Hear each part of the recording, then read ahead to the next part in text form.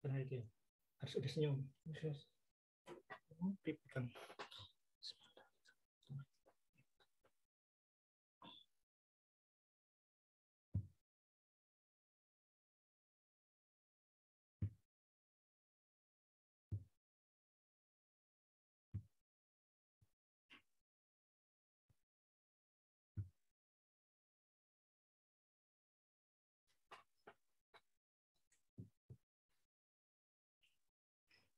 Ini cocok Ustaz ya, jurusan akidah.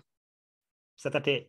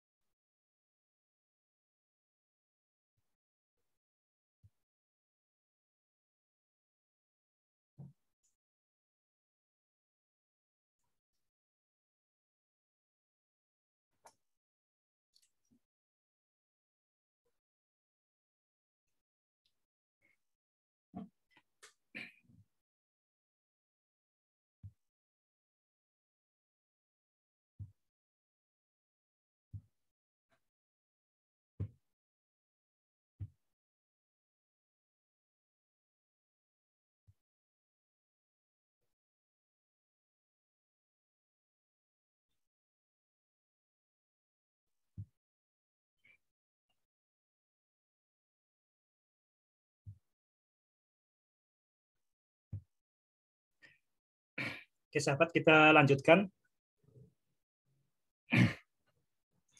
Jadi, silakan Ustaz. Oke, udah ini ya, kita harus pelan-pelan sambil minum ya nih. Mudah-mudahan dari pertemuan pertama poin-poin kuncinya udah ketangkep dulu. Jadi jangan sampai kita membuat solusi yang kita tidak tahu masalahnya. Oke, sahabat, kita lihat ke sini lagi. Jadi kalau benar yang dikatakan oleh Ustadz atau Kiai Abdul Wahab Ahmad bahwa tauhid standar itu adalah yang memikirkan Allah Subhanahu wa taala, itu memang sudah absurd, sudah tidak waras, sudah rusak nalar, sudah kacau nalar sejak awal. Jadi ini secara akliyah, secara nakliyah itu sudah kacau. Makanya ini awalnya dulu ketika perdebatan di Facebook lumayan ramai, tapi kemudian beliau tidak berkenan melanjutkan lagi karena secara ini sudah sangat jelas kekacauan nalarnya. Yang mengerikan ini kalau kekacauan nalar ini adalah mainstream, menjadi pola pikir standar umat Islam. Jadi jangan heran kemudian kalau orang bertauhid kok takut kemudian berdiskusi dengan matematika. Kita bertauhid, orang yang mengatakan tauhid, tapi kok takut berhadapan dengan sains, dengan fisika. Itu jadi aneh. Orang yang bertauhid itu seharusnya seperti Nabi Ibrahim, bahkan menghadapi api pun nggak takut. Karena tauhid itu sangat terang benderang, penjelasannya itu sangat terang benderang. Tapi kalau memang kemudian tauhid standarnya seperti ini, memikirkan Allah Subhanahu wa taala, ya sudah kacau nalar sejak awal, sudah bertentangan dengan dalil nakliyah Al-Qur'an itu sejak awal. Itu secara umum yang nanti kita akan sampaikan seperti itu. Mari kita buat detail ya. Jadi yang pertama kita akan membahas berkaitan dengan tentang standar bahasa. Standar kebahasaan, standar bahasa. Ini hal yang sangat penting ya, karena kelebihan manusia di antara dengan makhluk yang lain itu adalah kemampuan berbahasa, atau kalau dalam istilah psikologi, perangkat budaya yang paling utama itu bahasa. Atau kalau kita merujuk ke Al-Qur'an, jadi yang menyebabkan Nabi Adam itu menjadi khalifah di muka bumi, keunggulannya adalah kemampuan untuk mewujudkan ambihum bi asma'ihim. Sebutlah nama-nama mereka. Sebutlah nama-nama him, nama-nama mereka. Tentu adalah nama-nama yang selain Allah. Kemampuan untuk menyebutkan nama-nama, kemampuan untuk berbahasa, itu adalah kunci peradaban manusia. Jadi kalau sahabat membaca buku yang sekarang sedang populer, buku misalnya Sapiens, karya Yuval Noah Harari, ini akan jelas betapa dahsyatnya itu yang namanya bahasa. Jadi kita akan bahas yang pertama adalah berkaitan dengan standar bahasa. Ini ada pertanyaan sederhana. Ini mana yang benar? Tolok ukur ataukah tolak ukur? Tolak ukur ataukah tolok ukur? Coba dicermati di sini, tolak ukur pakai A ataukah tolok ukur pakai O? Coba di ini ya, dijawab di chat coba. Tolak ukur apa tolok ukur? Coba di chat.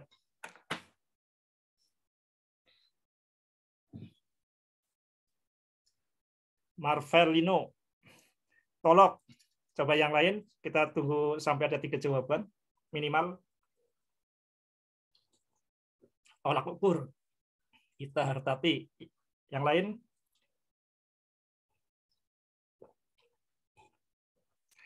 Tolok ukur. Oke. Oke, pertanyaan pertama berkaitan di sini. Ada 2 hal yang kita akan bertanya di sini.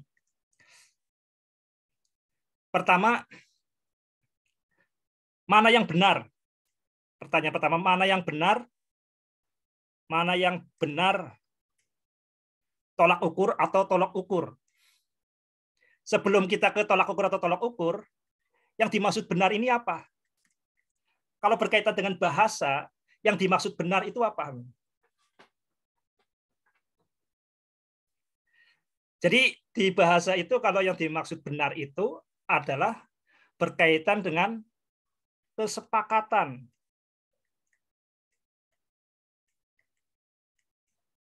Oke, jadi Yang dimaksud benar di dalam bahasa itu adalah kesepakatan. Jadi mana yang benar, tolak ukur atau tolak ukur, ya berarti kita pertanyaan ini sebenarnya adalah mana yang sesuai dengan kesepakatan. Masalahnya kita nggak selalu bersepakat dalam berbahasa. Kita kan ngomong-ngomong saja, nggak pernah bersepakat, oh kita namanya ini gelas. Nah seperti itu ya. Nah kesepakatan itu apa? Kalau kemudian yang resmi, kesepakatan itu adalah, kalau yang resmi, kita kemudian harus yang mengenal namanya standar kebahasaan. Yaitu yang namanya PUEB, atau dulu namanya EYD ya, ejaan yang disempurnakan. PUEB atau EYD. Jadi yang sesuai dengan PUEB atau ejaan yang disempurnakan itu adalah tolok ukur yang ini. Jadi yang benar adalah tolok ukur. Itu benar berarti apa? Hati-hati di sini. Ini benar berarti karena kesepakatan atau benar sesuai dengan standar resmi dari pemerintah. Ini perlu kita cermati ya. Ini tampaknya sederhana, ini tapi banyak orang yang salah tangkap di sini. Ini saya sempat membuat juga video berkaitan dengan kritik ke Sujiwo Tejo. Jadi Sujiwo Tejo itu mengatakan 1 ditambah 1 sama dengan 2, ini benar itu adalah masalah kesepakatan. Menurut Sujiwo Tejo itu matematika 1 tambah 1 sama dengan 2 itu adalah masalah kesepakatan. Jadi matematika adalah kesepakatan. Ya, kalau matematika sebagai bahasa, simbol-simbolnya itu adalah berkaitan dengan kesepakatan. Ini yang perlu digarisbawahi tentang ketika kata-kata benar itu apa. Jadi benar itu berarti kan sebenarnya kecocokan.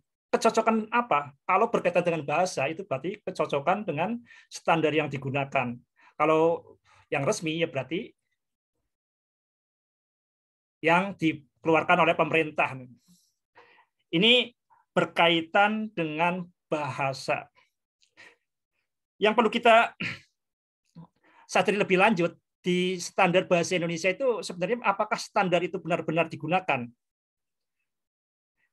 Jadi kenapa ada standar dan apakah standar itu benar-benar digunakan?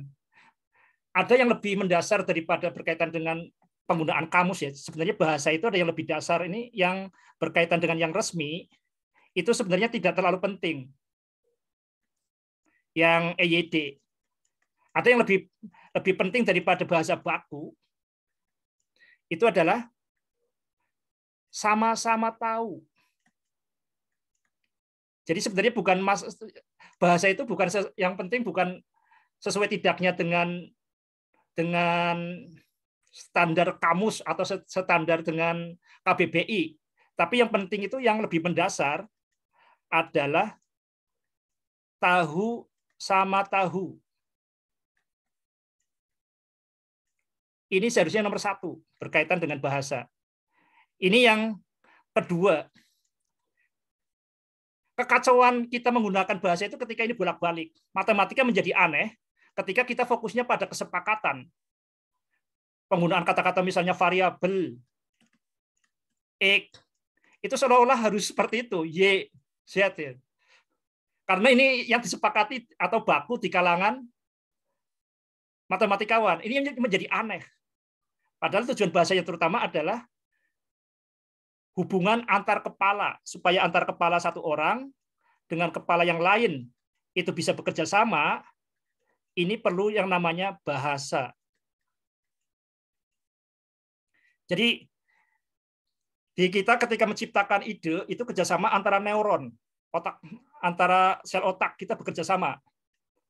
Nah kemudian ketika kita dengan orang lain, kalau antara otak itu kita nggak usah mikirin, ini secara otomatis dengan listrik yang ada di kepala kita setiap neuron, setiap sel otak ini akan kerjasama. Setiap otak akan kerjasama. Ini di dalam kepala kita sendiri, ini otomatis akan bekerja sama. Ini untuk internal. Nah, untuk eksternal dengan kepala orang lain, ini diperlukan bahasa. Jadi tujuan pertama yang bahasa itu sebenarnya adalah tahu sama tahu. Jangan sampai kemudian kita pengen benar, itu kemudian kita memaksakan sesuai dengan standar kamus, atau kemudian sesuai dengan, kalau di matematika berarti sesuai dengan glosarium atau kosakata baku. Istilah variabel, X, Y, Z, sin, kostan, itu jadi sesuatu yang aneh karena kita jungkir balik, nalar kita sungsang. Tujuan bahasa yang terutama adalah berbagi ide, menjadi kemudian kita fokusnya kesesuaian dengan standar di luar. Sahabat Titik Ba, dimanapun Anda berada, ini tampaknya sangat sederhana, tapi ini sumber kekacauan pendidikan kita, ini ketika kita, terutama di matematika di sini ya, sebenarnya bukan hanya di matematika, apapun itu ketika kita menganggap yang namanya bahasa ini, kata-kata ini, X, Y, Z, kambing, kemudian kata apapun itu dianggap sebagai ada. Ini sebenarnya nggak ada ya. Kata-kata itu sebenarnya kan ini hal yang kalimat sederhana ini yang membuat pikiran saya itu jadi tercerahkan. Itu sebenarnya yang namanya kata-kata, words, itu tidak memiliki makna. Tidak berarti apapun. Manusialah yang beri makna. Jadi kata-kata itu tidak bermakna apapun. Manusialah yang memberi makna. Ini yang perlu kita dicermati sejak awal, jangan sampai kemudian prioritas yang kedua menjadi prioritas pertama terabaikan. Jadi tahu sama tahu. Pertanyaan pertama berikutnya berkaitan dengan bahasa Indonesia. Di bahasa Indonesia itu sebenarnya dengan penggunaan bahasa kita sebenarnya sangat longgar. Jadi tidak ada yang kemudian orang kemudian berbahasa keliru, itu dianggap kurang intelektual. Kita misalkan tahu zaman dulu dengan Soeharto, Presiden Soeharto itu sering mengatakan melaksanakan. Ya kita nggak terlalu mencerca, karena sebenarnya standar kebahasaan di Indonesia itu nggak terlalu ketat. Oke, ini beda dengan kita ke bahasa Arab. Kita masuk ke standar bahasa Arab. Standar berkaitan dengan bahasa Arab. Jadi kalau di Soeharto ngomong salah itu nggak masalah. Tapi kalau penggunaan bahasa Arab, kita bisa lihat misalkan dulu yang namanya Tengku Zulkarnain. Kita akan Tengku Zulkarnain. Kemudian ada Ustadz Adi Hidayat. Bahkan kemudian Ulil Absor Abdallah. Ulil Absor. Ini ketika kemudian salah mengucapkan bahasa Arab, ini kemudian diragukan keilmuannya. Jadi Tengku Zulkarnain itu salah membuat tasrif. Jadi kan Tengku Zul itu kafaro menulis seperti ini kan. Kafaro yukafiru seharusnya takfiron, tapi ini kufron. Ini jadi gempar se-Indonesia ya, jadi gempar di dunia maya. Wah, Tengku Zul itu nggak bisa tasrif. Kemudian muncul lagi ketika Ustadz Adi Hidayat tasrif berkaitan dengan zakat, apa dulu itu berkaitan dengan takziah ya, takziah berarti azza ya izu, izan, izatan, takziatan, ya itu kemudian ribut juga, ini nggak bisa tasrif. Ini berkaitan dengan bahasa Arab. Jadi kesalahan di bahasa Arab beda dengan kesalahan Soeharto misalkan melaksanakan. Jadi Soeharto kan melaksanakan gerakan, melaksanakan itu bahasanya tidak baku. Ini tidak masalah. Tapi ketika berkaitan dengan bahasa Arab, ini gempar. Jadi ketika salah tasrif itu menjadi kegemparan tersendiri. Mengapa hal ini perlu saya sampaikan di sini? Ini tampaknya sepele, tapi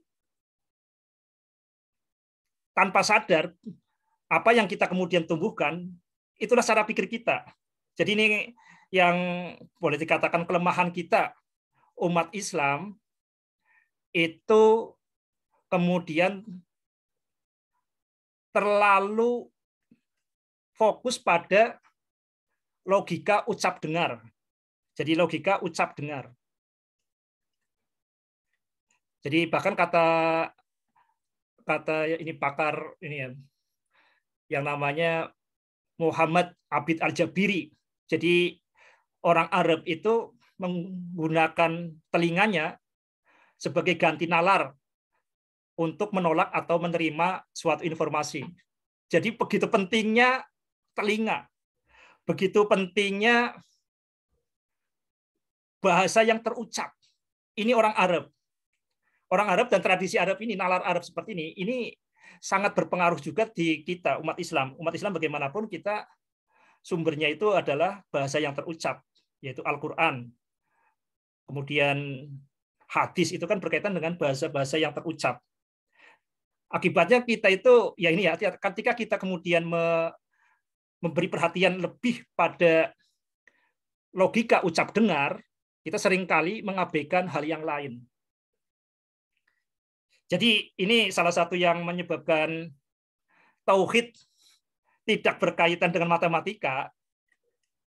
Ya, ini ya tadi yang kita bahas di awal, tauhid tidak berkaitan dengan matematika karena selama ini pembahasan tauhid ini lebih banyak berkaitan dengan penggunaan bahasa Arab. Hanya berkaitan dengan logika ucap dengar. Jadi kita tahu yang namanya keilmuan yang ada di pesantren atau yang kita sebut sebagai keilmuan Islam. Jadi ilmu dianggapnya ada ininya, ada agamanya. Yang namanya nahwu, sorof. Jadi yang kita anggap keilmuan Islam itu pada dasarnya itu berkaitan dengan ucap dengar. Ada masalah dikit ya, berkaitan dengan logika ucap dengar.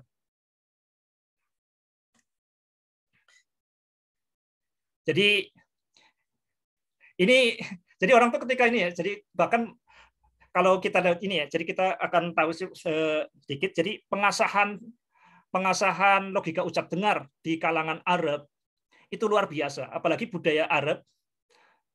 Apalagi Arab pada zaman ketika Al-Quran diturunkan, itu apresiasi pada bahasa, pada telinga dan lidah mengucapkan, itu menganggap bahasa itu sesuatu yang sakral. Ketika mengucapkannya di kafaro yukafiru kufron, ini merusak sakralitas, merusak kesucian bahasa. Ini makanya kemudian sesuatu yang bagi kalangan sekolah umum ya itu nggak akan masalah, ini hanya masalah tata bahasa saja diributkan, tapi tidak di kalangan umat Islam yang bagaimanapun sangat dipengaruhi oleh nalar Arab.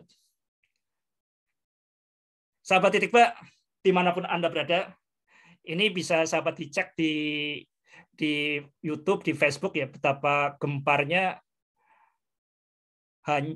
hanya karena kesalahan tasrif.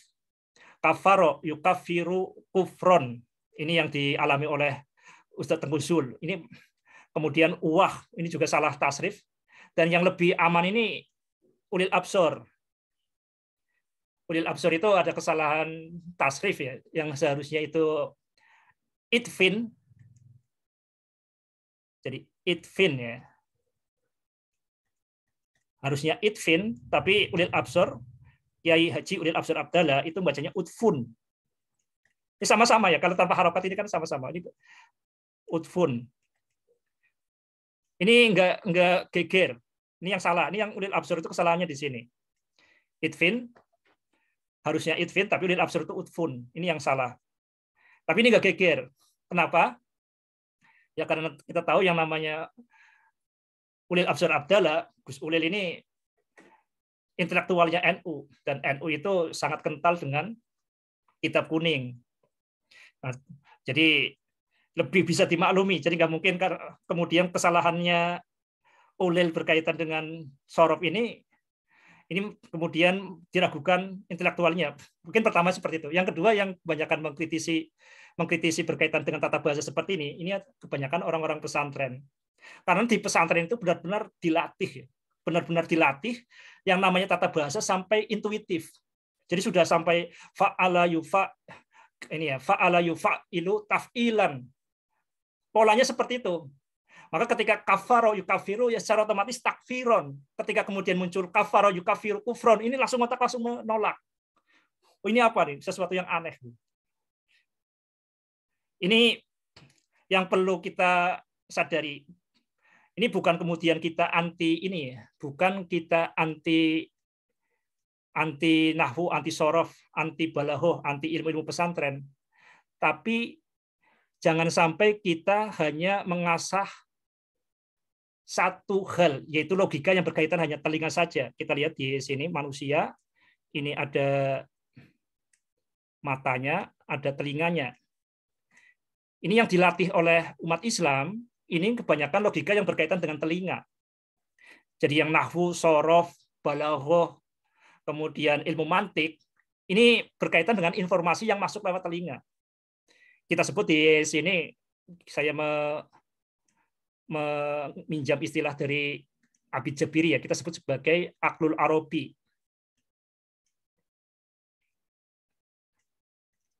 Aklul arabi, nalar Arab. Ini bisa tulisan Arab semua ya. Naklul arabiyu, nalar Arab. Jadi nalar Arab ini mengasah telinga. Bahkan saking hebatnya dengan mengasah telinga, coba bagi kita kan nggak penting perbedaan ha, he, itu sama saja. Di Arab kan ada rin, he, ha, ho, beda-beda. Itu saking, jadi telinganya sangat tajam. Ya. Telinganya sangat tajam.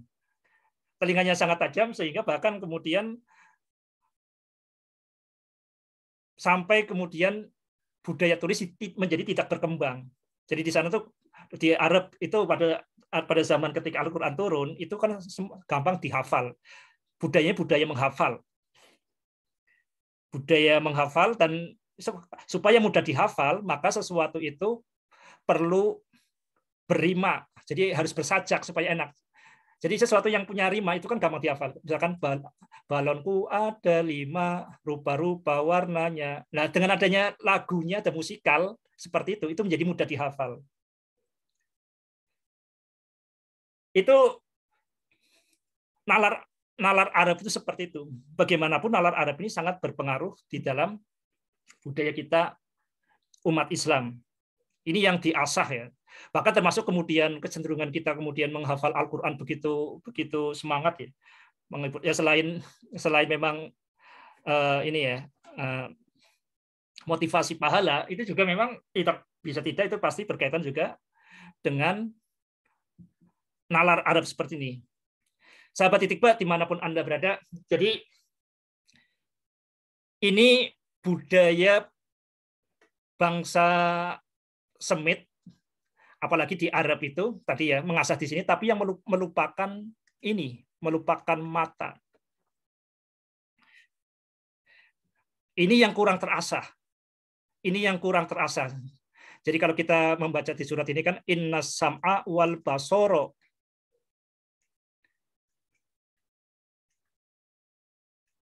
Innas sam'a wal basara. Kullu apa? Wala taqfu ma laysa laka bi ilm. Innas sam'a wal basara wal fuada kullu ulaika kana anhu mas'ula. Ya. Innas sam'a wal basara wal fuada. Jadi di sini ada 3 komponen ya. Ini telinga, ini mata. Jadi yang ini tuh berkaitan dengan ini. Ini basor. Kalau fuad ini sesuatu yang diem ya. Berarti ini semuanya tuh berarti baik dari telinga masuk ke hati, ke pikiran. Ini yang diasah di nalar Arab. Yang kurang diasah di kita itu adalah dari mata ke penglihatan seperti ini. Matematika itu terutama di sini. Sahabat Titikba dimanapun Anda berada, mudah-mudahan letak masalahnya semakin jelas ya. Silakan diminum dulu.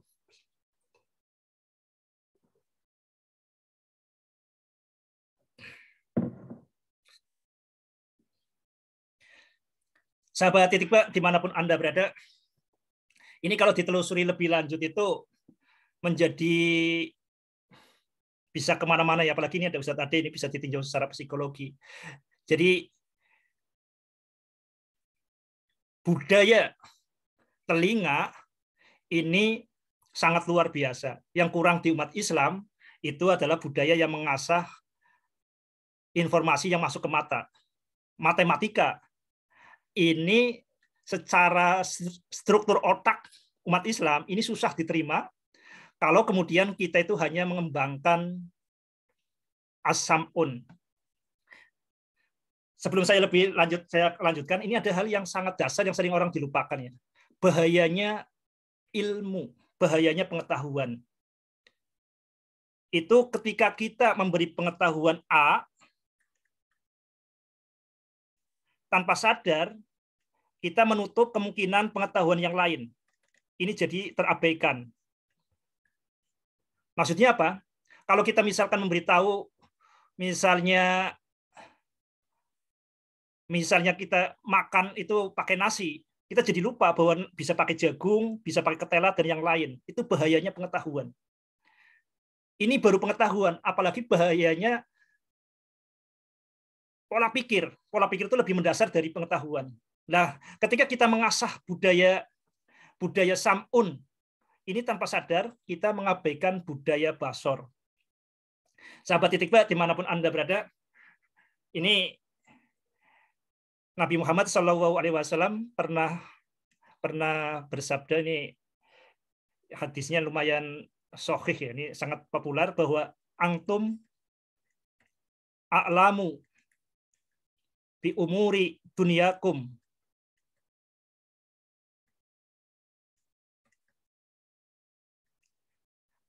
Kamu lebih tahu urusan duniamu.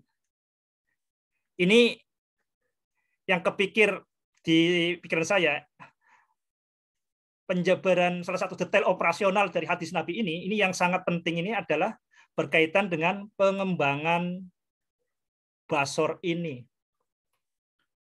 Antum a'lamu bi umuri dunyakum. Jadi kita kalau kemudian pengen tauhid itu bukan hanya fil akhirati hasanah, tapi juga fit dunya hasanah, ya kita mulai membiasakan budaya matematika.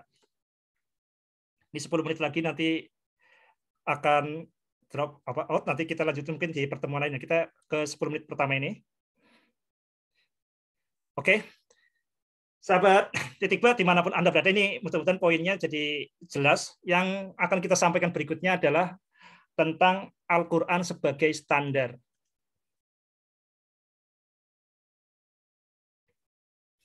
Sahabat Titikba, dimanapun Anda berada, ini juga saya dikejutkan ya, ada tulisan dari seorang profesor ini senior saya jauh di Teknik Industri ITB, sekarang sudah jadi rektor. Ini nulis di Facebook, ini mengutip tulisannya orientalis. Jadi di Al-Quran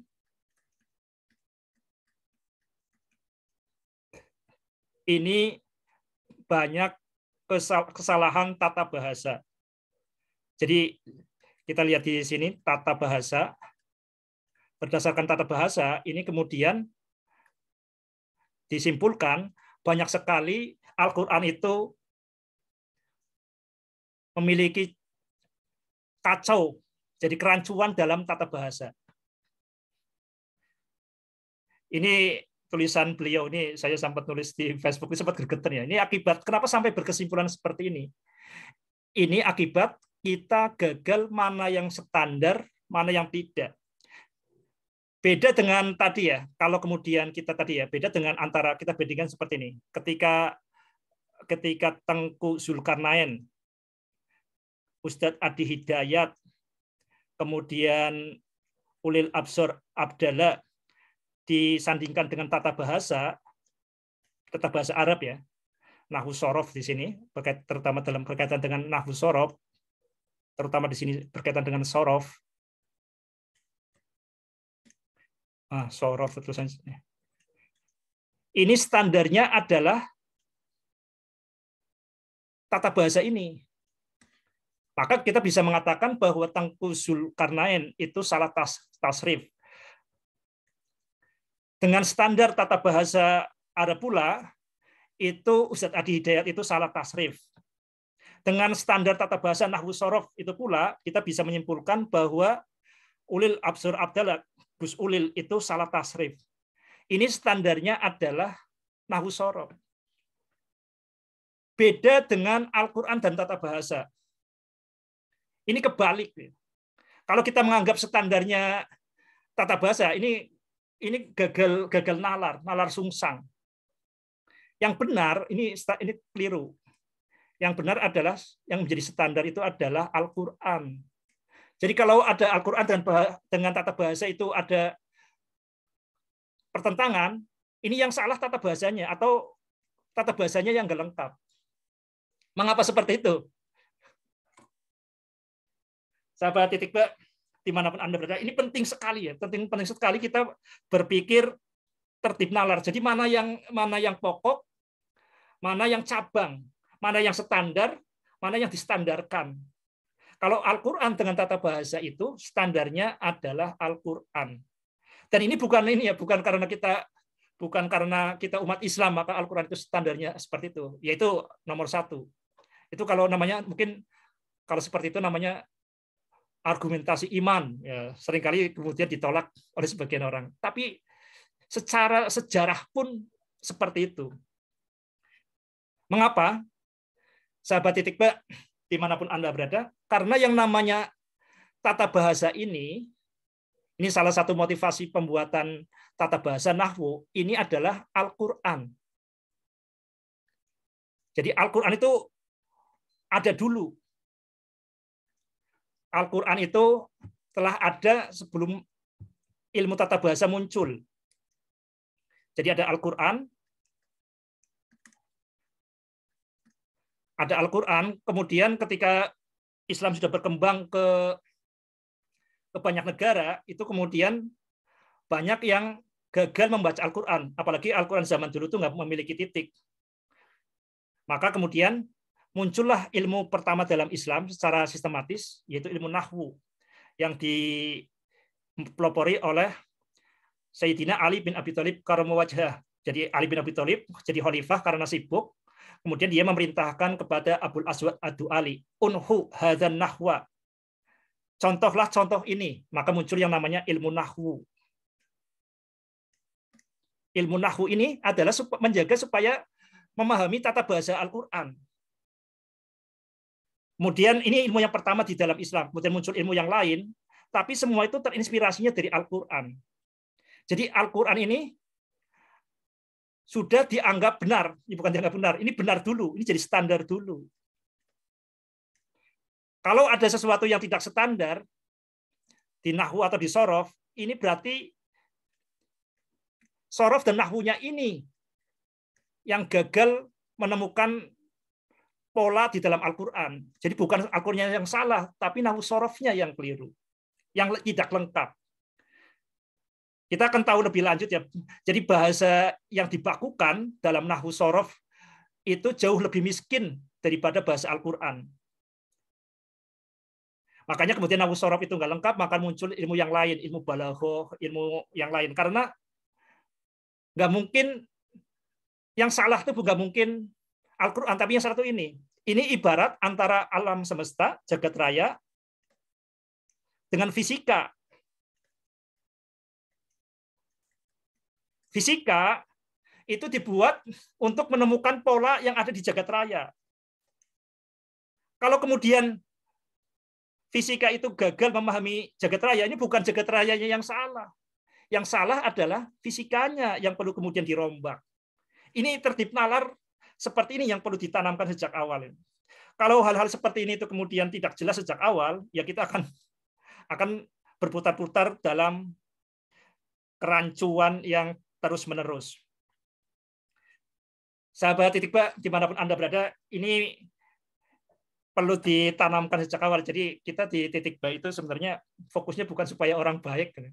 Jadi banyak kan kalau kajian supaya orang baik atau supaya orang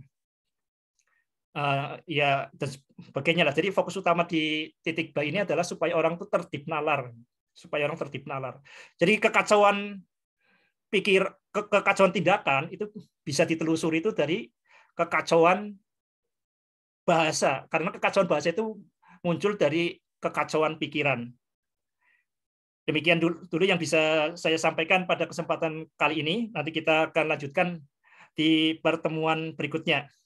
Ini tidak ada tanya jawab ya, tidak ada tanya jawab, tapi kami tunggu untuk menulis catatan, menulis tambahan, dan menulis sanggahan sesuai dengan format baku yang disediakan. Nanti insya Allah nanti juga ini bagi yang tidak sempat mencatat, nanti ada siarannya di YouTube. Tapi mudah-mudahan bermanfaat. Itu dulu yang bisa saya sampaikan. Kita lanjutkan di pertemuan minggu depan.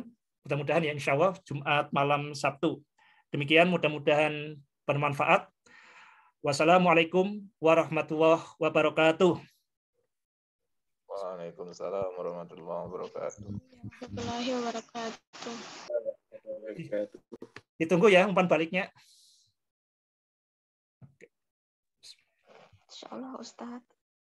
Oke, sampai ketemu lagi.